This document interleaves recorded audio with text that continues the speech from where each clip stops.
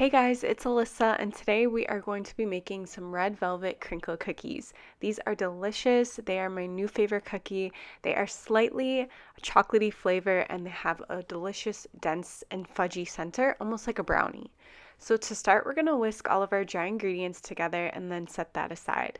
Then in the bowl of a stand mixer, I'm going to add the butter, which has been softened to room temperature. I'm going to whip the butter on high for 1 minute. After the butter has been whipped up, we're going to add in the light brown sugar and the granulated sugar.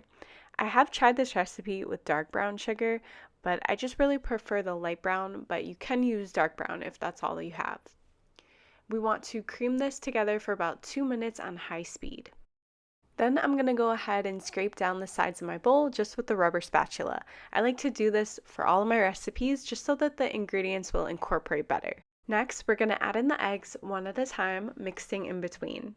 Then you want to add in the vanilla and the food gel dye. I recommend using Americolor's red food gel, and that's because gels are a lot more concentrated than liquids, so it takes less dye when you use a gel, and it takes so much more when you use a liquid.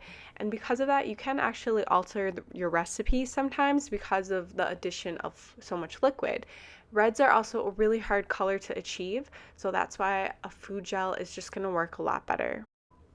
Mix on low speed until the ingredients are combined and you have this beautiful red batter.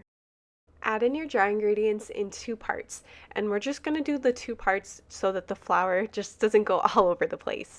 Stop mixing when everything is combined and you're going to see this beautiful red cookie batter.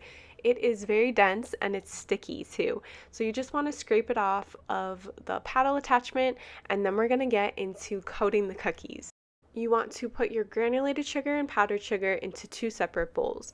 And you also want to make sure to line your baking tray with parchment paper or a silicone baking mat. Use a 1-ounce cookie scoop or a tablespoon amount, and we're going to roll that into cookie dough balls. The reason why we roll the cookie dough ball in the granulated sugar first is so that the powdered sugar will better adhere to the cookie. And you really want to coat that cookie in a lot of powdered sugar because some of it will melt when it's in the oven. Since this cookie dough is very sticky, one way to minimize a mess is to roll out all of our cookie dough balls first.